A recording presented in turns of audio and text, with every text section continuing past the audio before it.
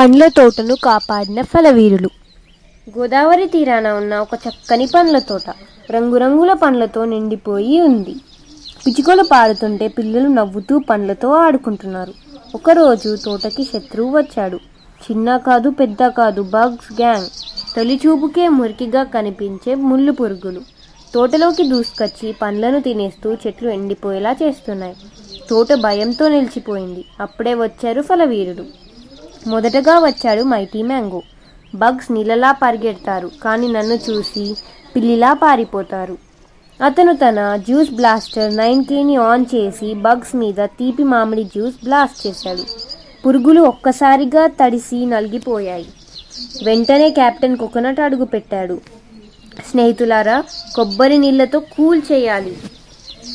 తన tenderiser shield తెరిచి చల్లని కొబ్బరి నీళ్లతో తోటను మళ్ళీ తుంచేలా చేశాడు. మట్టి మృదువై చెట్లు ప్రాణం పొందాయి. తదుపరి లేడీలిచ్చి చీకటి ఆలోచనలకు పుల్లా పంచ్ రావాల్సిందే. ఆమె పుల్లా బిల్లు గ్లౌజ్లతో పురుగుల గుంపు మీద తీపి పుల్లా లిచ్చి జ్యూస్ పంచ్ వేసింది.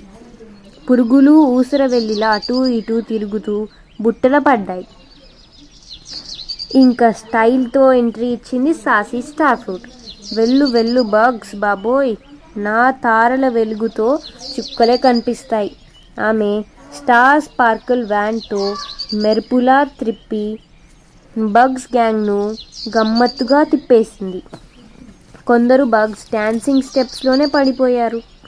ఇంకొందరు పొడుగు పద్యం చెప్పడం మొదలుపెట్టారు. చివరిగా 4 ఫలవీరులు కలిసి తమ ఫలశక్తి బ్లాస్ట్ని ఉపయోగించి పురుగుల గుంపుని అడవిలోకి తిరిగి పంపించాయి, చెట్లకు హాని చేయకుండా.